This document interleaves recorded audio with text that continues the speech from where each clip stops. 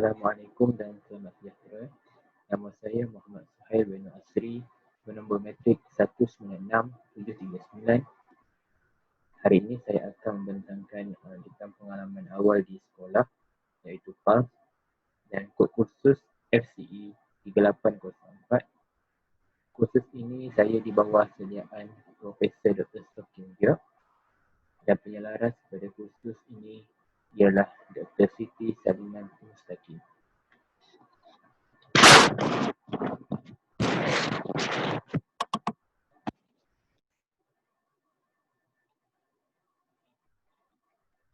Assalamualaikum dan selamat sejahtera.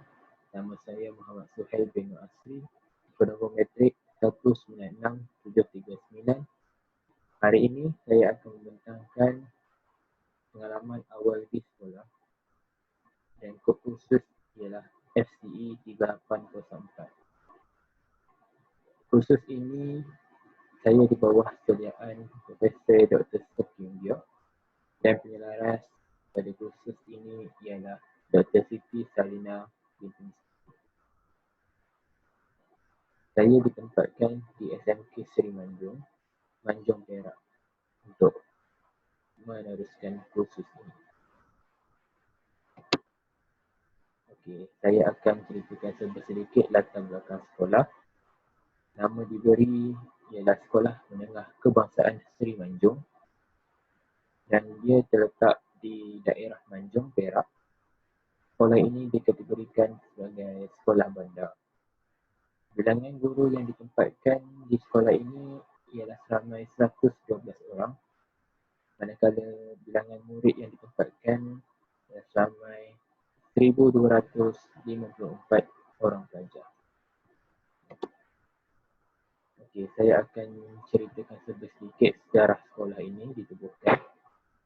Okey, sekolah ini dibina pada tahun 1985 di bawah projek pinjaman Bank Dunia dengan kos sebanyak 4.2 juta. Okey, sekolah ini juga berfungsi sebagai institusi pendidikan pada 5 Januari 1986. Okey, sekolah ini ialah sebuah sekolah menengah kebangsaan yang terletak di Jalan Hospital Seri Manjung. Sekolah ini terletak berhadapan dengan Hospital Seri Manjung dan juga berdekatan dengan Kolej Vocasional Seri Manjung. Sekolah ini pada dahulunya dirasmikan oleh Kebawah Duli Yang Maha Mulia Pemangku Raja Perak Dairul Rizwan Raja Nazri Ibni Sultan Muhibbuddin Shah pada 12 Jun 1989. Nama sekolah ini diberi bersempena dengan nama daerah ini, iaitu daerah Manjung. Okey, ini merupakan lokasi Sekolah Menengah Kebangsaan Seri Manjung. Okey, seterusnya misi, visi dan moto sekolah. Misi sekolah ialah melestarikan sistem pendidikan yang berkualiti untuk membangunkan potensi individu bagi memenuhi aspirasi negara. Visi sekolah pula ialah pendidikan berkualiti, insan terdidik, negara sejahtera. Okey, moto sekolah ini berfungsi moto seperti Universiti Putra Malaysia, iaitu berilmu berbakti. Okey, seterusnya matlamat sekolah ini adalah melahirkan bangsa Malaysia yang taat, setia dan bersepadu. Kedua, melahirkan insan yang beriman, berilmu, berakhlak mulia, berketerampilan dan sejahtera. Ketiga, menyediakan sumber tenaga manusia untuk keperluan kemajuan negara. Dan akhir sekali adalah memberi peluang pendidikan kepada semua warga negara Malaysia. Okey, seterusnya saya akan menunjukkan beberapa infrastruktur sekolah. Selamat datang ke Sekolah Menengah Kebangsaan Seri Manjung. Okey, ini merupakan pemandangan sekolah di dalam kawasan sekolah di tengah-tengah kawasan bangunan. Dan juga pada belah kanan terdapat laman istirahat. Di bawah pula terdapat dataran ilmu, iaitu tempat untuk para pelajar dan juga guru berkumpul sewaktu adanya perhimpunan.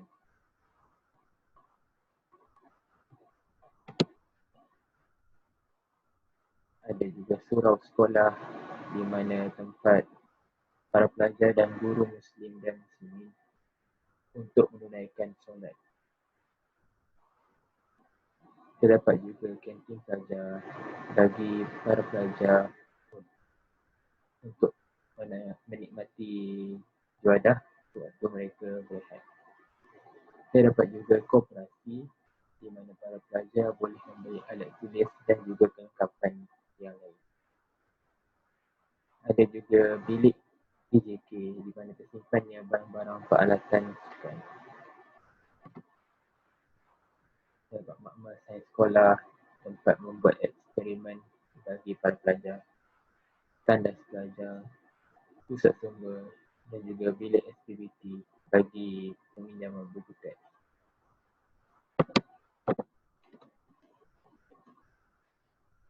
Terdapat bilik masakan KHP, bilik jahitan KHP iaitu kemahiran hidup bersepadu. Terdapat juga bilik makan guru. Okey, dan apa yang menarik sekali ialah terdapat galeri DMJ di mana memaparkan piala dan juga pingat yang dimenangi oleh para pelajar waktu dalam satu pertandingan. DMJ membawa maksud turun mesti juara, di mana iaitu merupakan slogan apabila sekolah menengah kebangsaan Semenanjung menyertai sesuatu pertandingan dan juga acara. Seterusnya saya akan berkongsi beberapa pemerhatian saya terhadap pembelajaran di kelas sewaktu berlangsungnya pengajaran dan pembelajaran. Okey, kelebihan pengajaran dan pembelajaran di sekolah ini, mereka mengamalkan pengajaran abad ke-21 seperti belajar secara berkumpulan. Meja dan kerusi mereka disusun kepada beberapa kumpulan dan setiap satu kumpulan terdiri daripada 5 buah meja. Seterusnya, guru juga mempunyai gaya interaktif yang menarik sewaktu mengajar, seperti gaya percakapan yang unik serta membuat pergerakan apabila mengajar. Seterusnya, pelajar juga dapat berkongsi pendapat dan menjana idea apabila bekerjasama dalam satu kumpulan. Terdapat juga kekurangan di dalam pengajaran dan pembelajaran ini, iaitu pertama, kurang tumpuan kepada sebilangan pelajar yang tidak menunjukkan diri. Seterusnya, terdapat para pelajar yang mengambil kesempatan untuk tidak mengambil bahagian suatu sesi pembelajaran. Okey, ini merupakan saya akan kongsi tentang alat dan bahan bantu mengajar. Di dalam kelas, guru menggunakan papan putih, buku teks dan juga bahan rujukan. Manakala di luar kelas, guru menggunakan peralatan sukan yang terlibat dalam pembelajaran. Seterusnya, amalan pedagogi iaitu mepandukan buku teks dan juga bahan rujukan.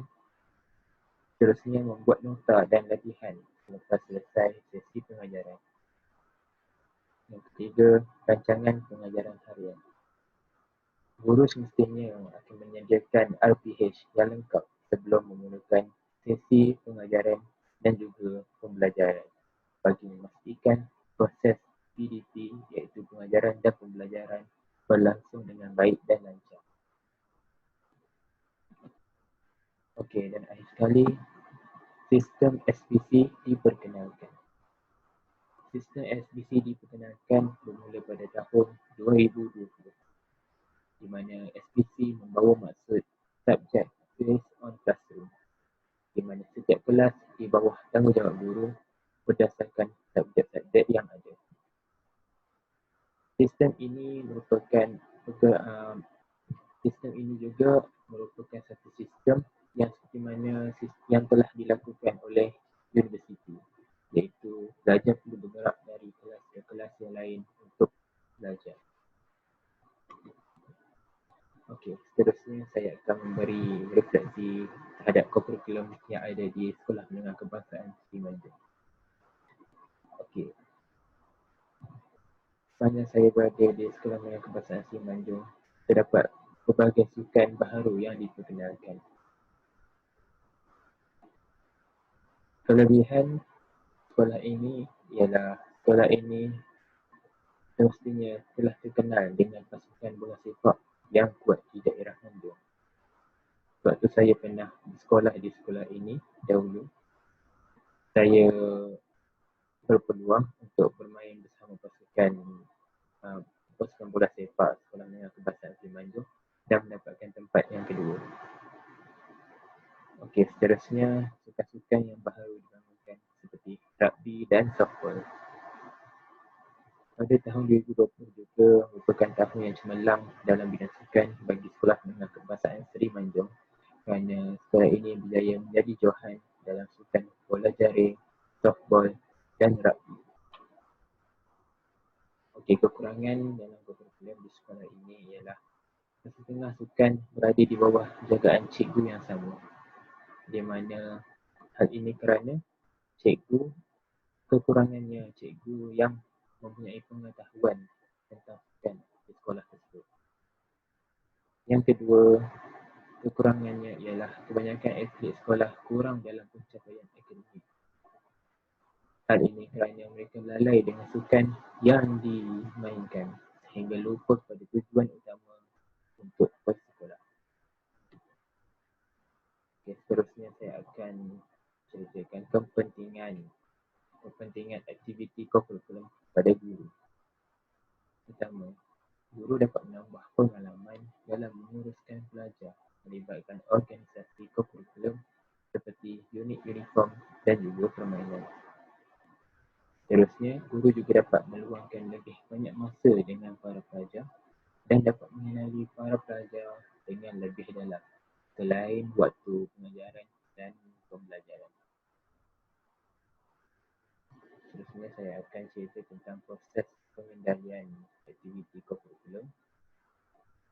Pertama, sesi pemilihan jawatan kuasa organisasi kurikulum berjalan dengan lancar. Seterusnya, guru memaklumkan kepada para pelajar tentang jadual dan juga tentatif yang perlu dijalankan oleh para pelajar pada setiap tahun. Saya akan menceritakan refleksi terhadap budaya sekolah dan juga budaya kerja. Di sebelah kiri saya merupakan budaya sekolah dan pada sebelah kanan slide merupakan budaya kerja.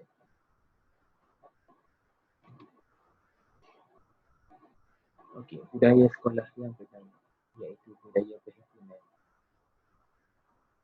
Pertama sekali, guru-guru dan para pelajar tidak terlepas daripada info semasa dan aktiviti yang akan dijalankan di sekolah. Berdasarkan budaya perhimpunan ini juga, guru-guru dapat mengenal pasti pelajar yang hadir lewat ke sekolah. Dan penambahbaikan yang saya rasa perlu diadakan adalah guru perlu menunjukkan contoh kepada murid-murid dengan hadir awal ke sekolah. Hal ini kerana terdapat beberapa orang guru ataupun segelintir guru yang datang lewat ke perhimpunan. Seterusnya, budaya membaca doa sebelum memulakan pembelajaran. Kesan yang baik akan dapat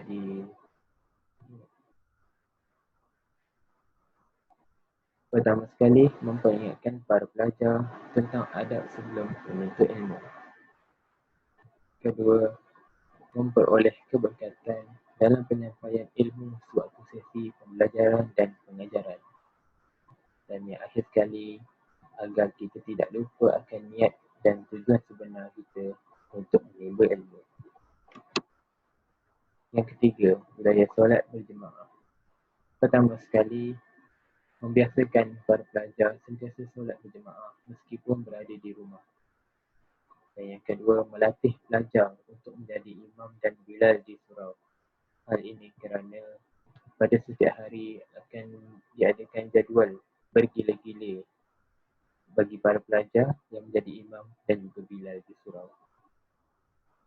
Penambahbaikan yang saya rasa perlu diadakan ialah mengenakan denda kepada para pelajar yang tidak turut serta dalam solat berjemaah. Dan seterusnya, budaya bertegur sapa dan bersalaman. Sebagai tanda hormat kepada insan yang telah menyampaikan ilmu kepada para pelajar.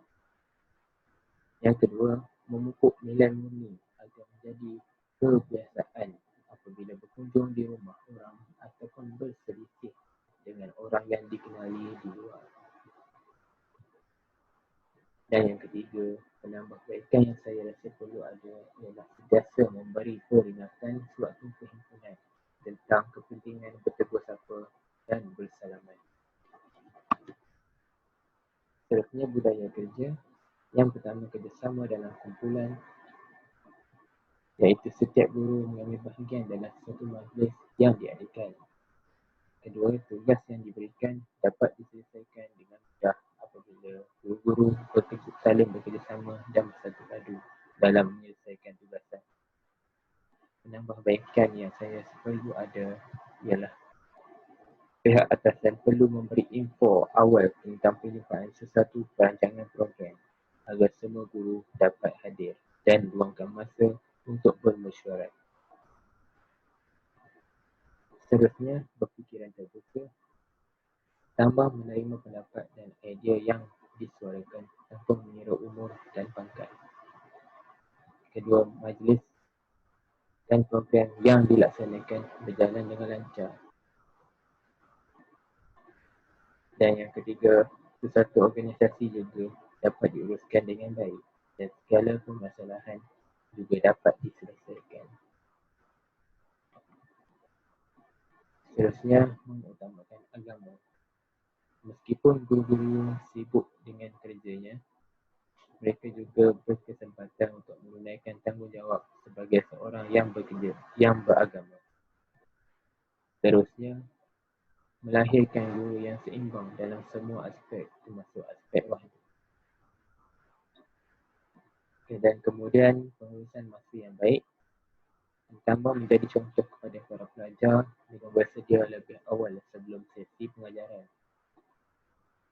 Hal ini supaya proses pembelajaran dan pengajaran tidak diganggu dengan membazir masa dengan ketiadaan guru ataupun guru lewat masuk ke kelas. Dan penambahbaikan yang saya rasa perlu ditambahkan adalah menyediakan lebih ramai tenaga pengajar supaya dapat menggantikan guru yang mengalami kecemasan agar pelajar tidak terbiar dengan ketiadaan guru di kelas. Pesan saya untuk pengalaman awal di sekolah, pelaksanaan kursus FCE 304 iaitu pengalaman awal di sekolah ini adalah sangat relevan pada bakal guru bagi menghadapi realiti sebenar kehidupan seorang guru pada masa hadapan kelak.